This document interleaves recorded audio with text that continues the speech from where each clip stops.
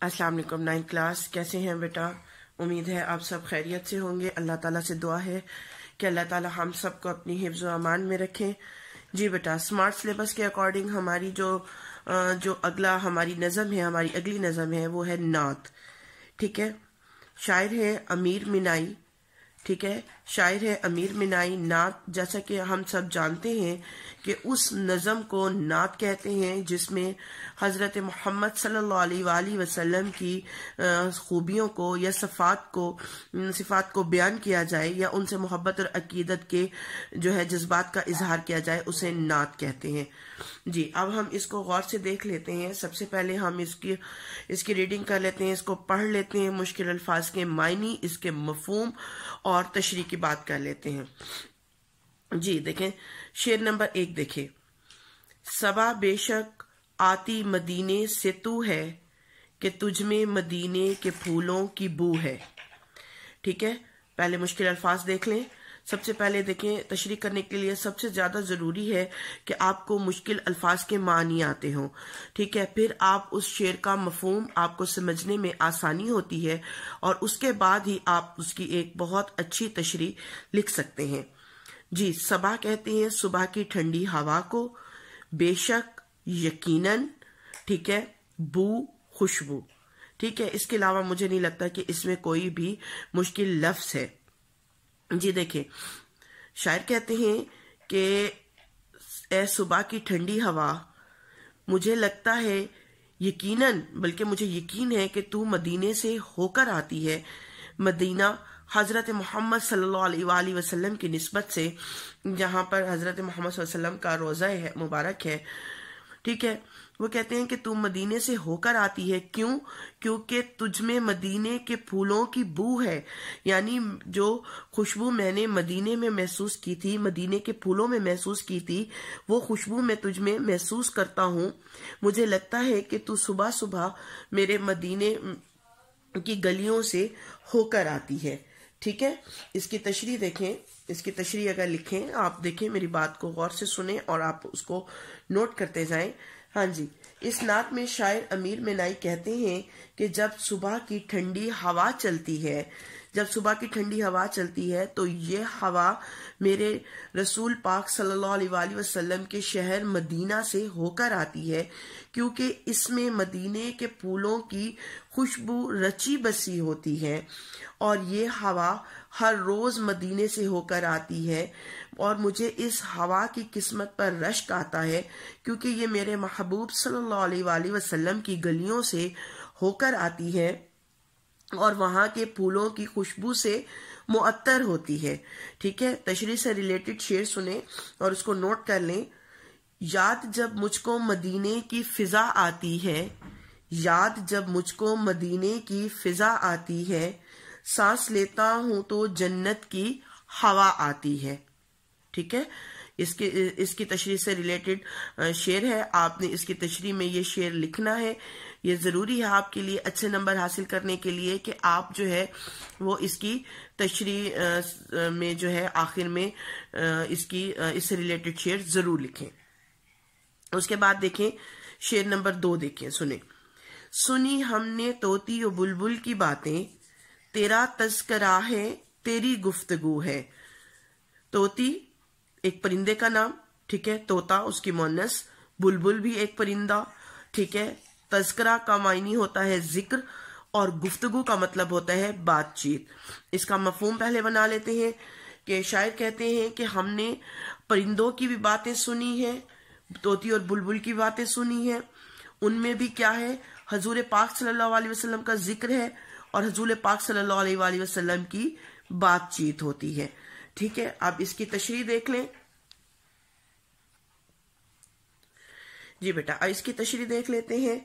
जी, शायर कहते हैं कि इस दुनिया में हर जीरू तज़किरा मोहम्मद सल्लल्लाहु अलैहि वसल्लम में मसरूफ है। हर चीज जो है वो सनाए मुस्तफ़ा सल्लल्लाहु अलैहि वसल्लम की जो है सनाए मुस्तफ़ा सल्लल्लाहु अलैहि वसल्लम की सदा जो है वो बुलंद करती है। इसी तरह बुलबुल और तोती दोनों जो परिंदे हैं और अपनी आवाज की वजह से दोनों बहुत मशहूर परिंदे हैं। ٹھیک ہے، حضرت محمد صلی اللہ علیہ وآلہ وسلم کی تعریف بیان کرتے ہیں اپنے خوبصورت انداز میں، اپنی خوبصورت آواز میں حضور پاک صلی اللہ علیہ وآلہ وسلم کی تعریف بیان کرتے ہیں، اور حضرت محمد صلی اللہ علیہ وآلہ وسلم کی جتنی بھی تعریف کی جائے وہ کم ہے، کیونکہ آپ صلی اللہ علیہ وآلہ وسلم اللہ کے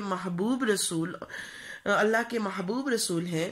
یہ کائنات آپ صلی اللہ علیہ وآلہ وسلم کے لیے ہی تخلیق کی گئی۔ آپ صلی اللہ علیہ وآلہ وسلم دونوں جہانوں کے سردار ہیں، اسی لیے کائنات کا ہر ذرہ، کائنات کی ہر ایک چیز آپ صلی اللہ علیہ وآلہ وسلم کی تعریف کرنے میں مشغول ہے۔ اس کی تشریح سے ریلیٹڈ شعر سنیں اور اس کو نوٹ کر لیں۔ ہر بلبل و چمن میں ہے ثنا خواں مصطفیٰ صلی اللہ علیہ وآلہ وسلم، ہر بلبل چمن میں ہے ثنا خواں مصطفیٰ صلی اللہ علیہ وآلہ وسلم، ہر گل ہزار دل سے ہے قرباں مصطفیٰ صلی اللہ علیہ وآلہ وسلم۔ ٹھیک ہے، تیسرا شعر دیکھیں۔ جیوں تیرے در پر مروں تیرے در پر، یہی مجھ کو حسرت یہی آرزو ہے۔ پہلے مشکل الفاظ دیکھ لیتے ہیں۔ جیوں یعنی زندہ رہوں، در دروازہ، ٹھیک ہے، مروں یعنی مجھے موت آ جائے، حسرت خواہش، آرزو کا مطلب بھی خواہش ہی ہوتا ہے، ان دونوں کا مطلب خواہش ہوتا ہے۔ وہ کہتے ہیں، شاعر کہتے ہیں کہ اے نبی صلی اللہ علیہ وآلہ وسلم، میں زندہ جب تک زندہ رہوں آپ صلی اللہ علیہ وآلہ وسلم کے در پر زندہ رہوں، اور جب مجھے موت آئے تو وہ بھی آپ صلی اللہ علیہ وآلہ وسلم کے ہی در پر آئے، یہی میری خواہش ہے، یہی میری آرزو ہے۔ ٹھیک ہے، اب اس کی تشریح دیکھ لیتے ہیں۔ شاعر اس شعر میں جو ہے وہ اپنی خواہش اور تمنا کا اظہار کرتے ہوئے کہتے ہیں کہ اگر میں زندہ رہوں تو میں صرف اور صرف حضرت محمد صلی اللہ علیہ وآلہ وسلم کے در کا سوالی بن کر زندہ رہوں، اور اگر مجھے موت آئے جو ایک دن آنی ہے اور ضرور آنی ہے، وہ حضرت محمد صلی اللہ علیہ وآلہ وسلم کے در پر آئے۔ میں اپنی زندگی کے تمام ایام، تمام دن در مصطفیٰ صلی اللہ علیہ وآلہ وسلم پر گزارنا چاہتا ہوں۔ میرا جینا اور میرا مرنا صرف اور صرف نبی پاک صلی اللہ علیہ وآلہ وسلم کے لیے ہو، ٹھیک ہے، کیونکہ یہی میری آرزو ہے اور یہی میری خواہش ہے۔ ٹھیک ہے، اس سے ریلیٹڈ شعر دیکھ لیں۔ اگر کوئی تمنا ہے میرے دل کی تو یہ آقا، اگر کوئی تمنا ہے میرے دل کی تو یہ آقا، دم آخر جبی میری ہو، دم آخر جبی میری ہو، سنگ آستاں تیرا ہو۔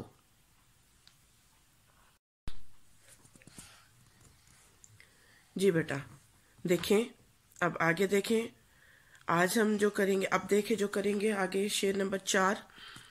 جمے جس طرف آنکھ جلوہ ہے اس کا، جو یکسو ہو دل تو وہی 400 ہے۔ پہلے مشکل الفاظ کے معنی دیکھ لیتے ہیں۔ جمے ٹھہرے، جلوہ نظارہ، یکسو ایک طرف، 400 چاروں طرف۔ ٹھیک ہے، ہاں جی، شاعر کہتے ہیں کہ جو آنکھ ہماری جو ہے، ہماری آنکھیں جو ہماری نظریں ہیں، وہ جس طرف بھی دیکھیں وہاں پر آپ صلی اللہ علیہ وآلہ وسلم کا جلوہ ہے، جو اگر ایک طرف دل لگا کر دیکھیں تو چاروں طرف جو ہے وہ ہمیں حضور پاک صلی اللہ علیہ وآلہ وسلم ہی نظر آتے ہیں۔ تشریح دیکھ لیتے ہیں اس کی۔ امیر بنائی جو ہے وہ کہتے ہیں کہ کائنات کا ذرہ ذرہ آپ کی ثنا میں مشغول ہے، اور جس طرف بھی نظر اٹھا کر دیکھیں تو ہر طرف آپ صلی اللہ علیہ وآلہ وسلم کا جلوہ نظر آتا ہے۔ شاعر کی مراد یہ ہے کہ اللہ تعالیٰ نے آپ کو اس دنیا میں رحمت بنا کر بھیجا، اور آپ صلی اللہ علیہ وسلم کی رحمت ہر چیز سے جھلکتی ہے۔ جس شخص کا دل بھی آپ صلی اللہ علیہ وسلم کے ساتھ لگ جائے تو اس کو ہر طرف آپ صلی اللہ علیہ وآلہ وسلم کی ہی جو ہے وہ جلوہ نظر آتا ہے۔ ٹھیک ہے، اس کی تشریح سے ریلیٹڈ شعر دیکھیں۔ دل ان کے ذکر سے بھرتا نہیں، دل ان کے ذکر سے بھرتا نہیں، میرے نبی صلی اللہ علیہ وآلہ وسلم کے نام میں ایسی مٹھاس ہے۔ اب اگلا شعر دیکھیں، شعر نمبر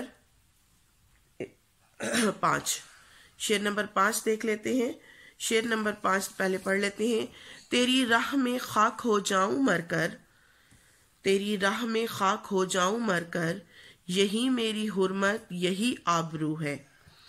ٹھیک ہے، پہلے مشکل الفاظ دیکھ لیتے ہیں۔ راہ، راہ کا مطلب راستہ، خاک ہو جاؤں یعنی مر کر مٹی ہو جاؤں، حرمت عزت، آبرو کا مطلب بھی عزت ہی ہوتا ہے۔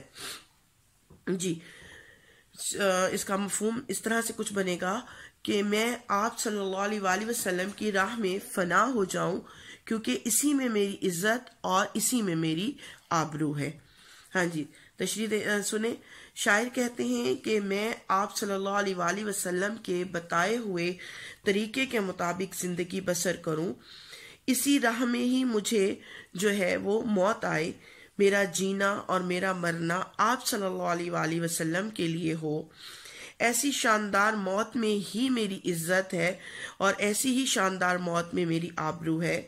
شاعر نبی صلی اللہ علیہ وآلہ وسلم سے بے پناہ محبت کا اظہار کرتے ہوئے کہتے ہیں کہ میں اپنے محبوب حضرت محمد صلی اللہ علیہ وآلہ وسلم کی راہ میں اپنی زندگی بسر کرنا چاہتا ہوں، اپنی زندگی ان کے احکامات کے مطابق بسر کرنا چاہتا ہوں، اور میں ایک غلام کی حیثیت سے مرنا چاہتا ہوں، کیونکہ میرے لیے اس سے بڑھ کر اور کوئی عزت کا مقام نہیں کہ میں آپ صلی اللہ علیہ وآلہ وسلم کے در پر مر جاؤں اور اسی در پر جو ہے مر کر خاک ہو جاؤں۔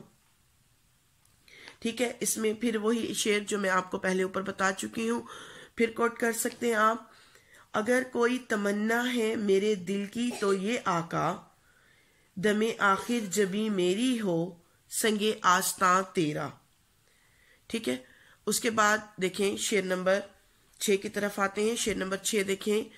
یہاں ہے ظہور اور وہاں نور تیرا، یہاں ہے ظہور اور وہاں نور تیرا، مقام میں بھی تو ہے لا مقام میں بھی تو ہے۔ ٹھیک ہے، اس کو دیکھیں۔ سب سے پہلے اس کے مشکل الفاظ دیکھ لیتے ہیں ہم۔ مشکل الفاظ میں ظہور ظاہر ہونا، نور روشنی، مکان سے مراد یہاں پر دنیا ہے، اور لا مکان سے مراد عالم بالا ہے یعنی اس دنیا آخرت کی دنیا۔ ٹھیک ہے، مفہوم اس کا دیکھ لیتے ہیں۔ مفہوم اس کا یہاں ہے کہ آپ صلی اللہ علیہ وآلہ وسلم کو جو ہے اللہ تعالیٰ نے دونوں جہانوں کے لیے، اس دنیا کے لیے بھی اور آخرت کے لیے بھی کیا بنا کر بھیجا ہے؟ رحمت بنا کر بھیجا ہے۔ ٹھیک ہے، اور آپ کا جلوہ ہر جگہ ہمیں نظر آتا ہے۔ حضور صلی اللہ علیہ وآلہ وسلم وہ نورانی ہستی ہیں جن کو اللہ تعالیٰ نے دونوں جہانوں کے لیے رحمت بنا کر بھیجا ہے۔ اللہ تعالیٰ نے انسانوں کو تعلیم دینے کے لیے اور ان کو ہدایت دینے کے لیے حضور پاک صلی اللہ علیہ وآلہ وسلم کو اس دنیا میں بھیجا، تاکہ آپ صلی اللہ علیہ وآلہ وسلم انسان کو نیکی اور بدی میں فرق سمجھا سکیں، تاکہ لوگ اپنے خدا کا حکم بجا لاتے ہوئے، نیک عمل کرتے ہوئے اپنا آخری ٹھکانہ جو ہے جنت حاصل کر سکیں۔ اس دنیا میں تمام انسانوں کے لیے، صرف انسانوں کے لیے ہی نہیں بلکہ ہر چیز کے لیے، انسانوں جانوروں کے لیے رحمت جو ہے بنا کر اللہ تعالیٰ نے آپ کو بھیجا ہے، اور آخرت میں بھی ہم یہی جو ہے امید لگائے ہوئے ہیں اپنی کہ آپ صلی اللہ علیہ وآلہ وسلم اپنی امت کی شفاعت فرمائیں گے۔ اس جو ہم نعت کا آخری شعر دیکھیں۔ جو بے داغ لالا، جو بے خار گل ہے، وہ تو ہے، وہ تو ہے، وہ تو ہے، وہ تو ہے۔ بے داغ کا مطلب بے عیب، جس میں کوئی عیب نہیں۔ لالا ایک پھول کا نام ہے۔ بے خار یعنی کانٹوں کے بغیر، گل کا مطلب ہوتا ہے پھول. مفہوم دیکھ لیتے ہیں اس کا. ہاں جی، آپ صلی اللہ علیہ وآلہ وسلم کی ذات بغیر داغ کے ایک لالا کا پھول جیسی ہے، اور آپ صلی اللہ علیہ وسلم کی ذات ایک ایسا پھول ہے جو کانٹوں کے بغیر ہے. ٹھیک ہے، اس کی تشریح دیکھ لیں. گل لالا اپنی خوبصورت اور رعنائی میں بہت اہمیت کا حامل ہے پھولوں میں، اور اپنی خوبصورتی کے باعث دنیا میں لاسانی ہے. لیکن اس میں ایک کمی ہوتی ہے کہ اس میں ایک داغ ہوتا ہے، اس میں چھوٹے چھوٹے سے جو ہیں وہ دھبے سے بنے ہوتے ہیں. اسی طرح دوسرے پھول بھی اپنی خوبصورتی میں کمال رکھتے ہیں، مگر ان کے ساتھ کیا ہوتے ہیں؟ کانٹے ہوتے ہیں جو ہاتھوں کو زخمی کر دیتے ہیں. شاعر کہتے ہیں کہ آپ صلی اللہ علیہ وآلہ وسلم ایک ایسا پھول ہیں جو ایک لالا کے پھول کی طرح خوبصورت ہیں، بے عیب ہیں. کسی عیب سے آپ صلی اللہ علیہ وسلم کی ذات پاک ہے، اور آپ کی ذات سے کبھی کسی کو نقصان نہیں پہنچا. ایک ایسے پھول ہیں کہ کسی جیسے خاردار پھول کسی کے ہاتھ کو زخمی کر سکتا ہے، لیکن آپ صلی اللہ علیہ وسلم کی ذات ایک ایسی ذات ہے جو کبھی کسی کو نقصان نہیں دے سکتی. ٹھیک ہے، اسی لیے وہ کہتے ہیں کہ آپ صلی اللہ علیہ وآلہ وسلم ایک بے داغ اور بے عیب جو ہے وہ ذات ہیں، ایک مکمل ذات ہیں. صرف وہ ذات حضور صلی اللہ علیہ وآلہ وسلم کی ہے جس میں کوئی عیب اور کوئی برائی نہیں ہے. ٹھیک ہے، یہ شرف صرف آپ کو ہی حاصل ہے. ایک کامل انسان ہونے کا شرف صرف اور صرف آپ صلی اللہ علیہ وآلہ وسلم کو حاصل ہے. اس کی تشریح سے ریلیٹڈ شعر دیکھ لیں. حسینہ نے ہمہ عالم میں جتنی خوبیاں پائیں، حسینہ نے ہمہ عالم نے جتنی خوبیاں پائیں، وہ ہر خوبی اکیلے اس نبی صلی اللہ علیہ وآلہ وسلم آخری زماں میں ہے. ٹھیک ہے، امید ہے آپ کو بیٹا یہ سمجھ آ گئی ہوگی. اب آپ اس کی تشریح خود سے لکھ سکتے ہیں. ٹھیک ہے، اوکے، اللہ حافظ.